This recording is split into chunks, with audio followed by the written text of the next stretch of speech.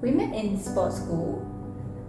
We were both in the same year, so we were both born in 1994. And we started going out after a night in Night Safari during Halloween Horror Nights.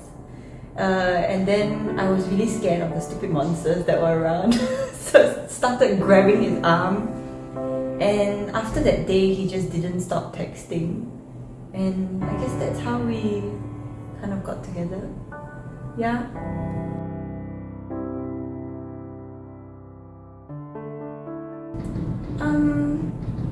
Because out of 11 years, 5 years we were separated, so we were in a long distance relationship. I was in Sweden at that time, so in the beginning when we were younger, he was really jealous, and I guess that's normal when you're in a long distance relationship, but we managed to pull through, and eventually he became really loving and accepting and trusting of the fact that I wasn't there. And eventually I came back to Singapore, and then we spent about a year and a half together without me being overseas.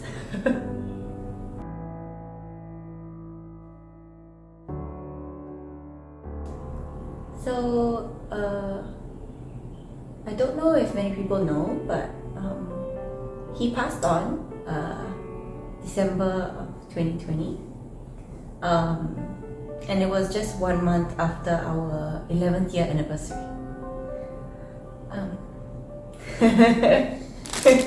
Here it comes.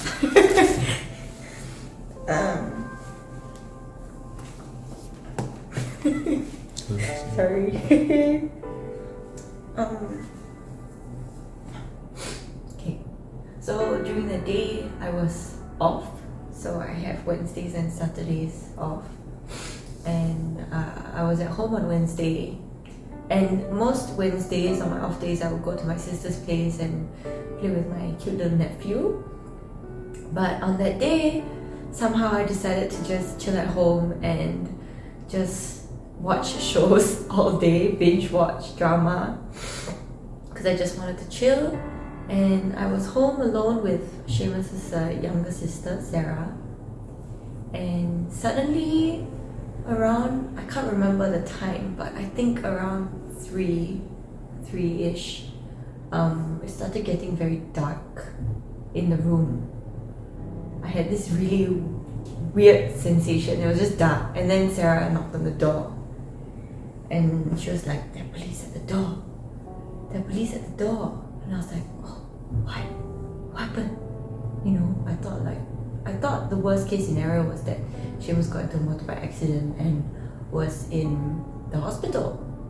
So I was like, okay, let me just put on some clothes, proper clothes, and greet them at the door. And I went to the door and I started getting hysterical, and I was like, where is he? And then I saw Seamus's boss, so I recognized him.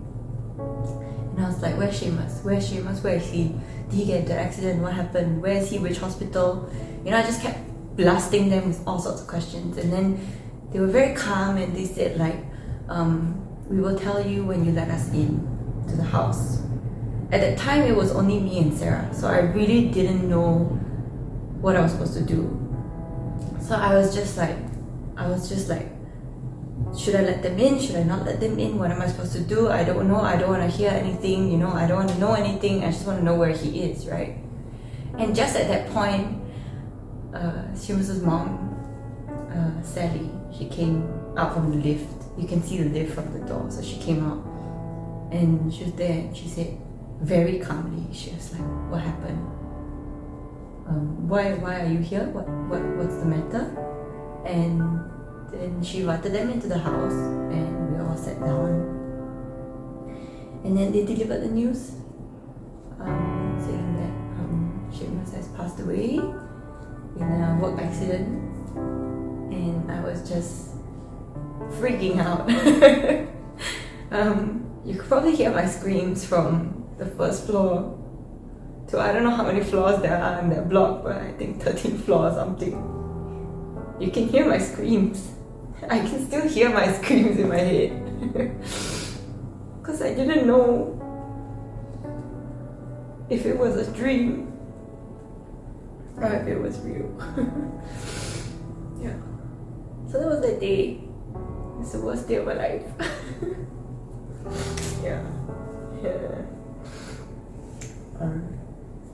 Yep, and then everybody came. His friends came, and his family came. But I can't remember most of the conversations that people were having. Everything was kind of just moving so fast. Yeah, so that was the day.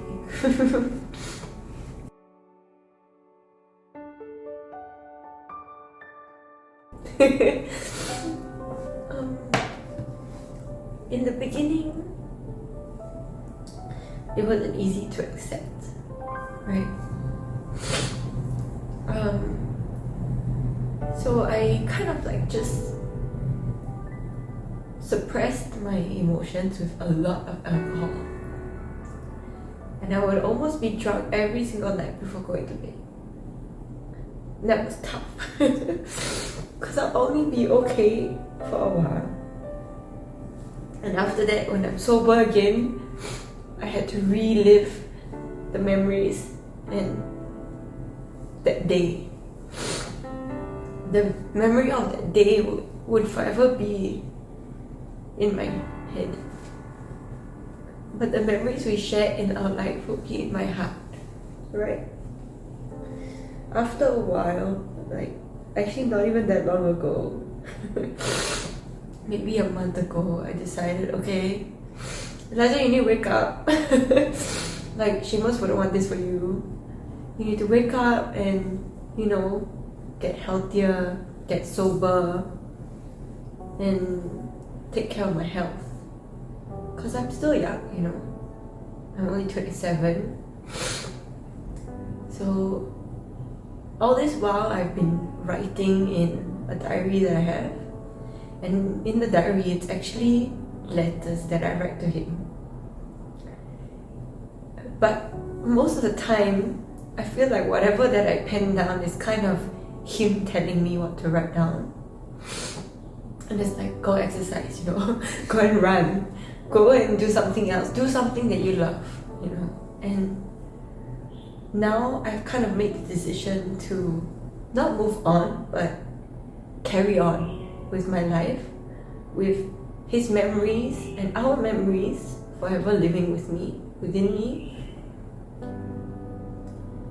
And yeah, so that's 1 year from now.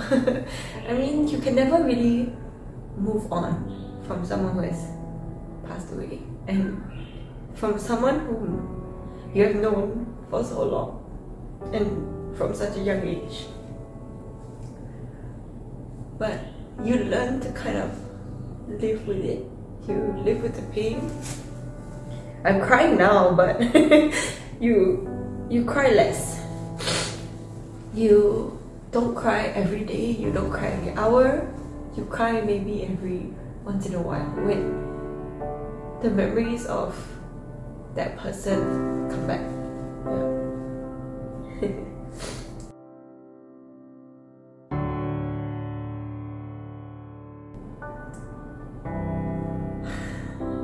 Yeah. Like, I don't even know how I got here, right?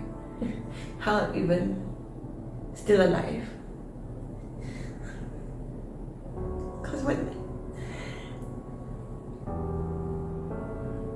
it happened that day, I was thinking to myself, God, why didn't you take me too? We were meant to be together forever, right? But so many friends, so many family members have told me, I don't know if it's a message from God, a message from Seamus, or a message from whoever, but I've heard this over and over again. Your job is not done. Your job here on earth is not done. Maybe Seamus' job was done, but yours is not. And you need to find what you were meant to do here. And then it will be your time to go. So, to those people who have experienced a loss, or might experience a loss, although I don't wish this on anyone, but everyone has to go one day. I just want to give you some encouragement that time really does heal. No matter how many times I've heard this, and I'm sure this person going through this has heard this too, time really does heal. So just have the most patience, just wait, and just continue living, because life is beautiful.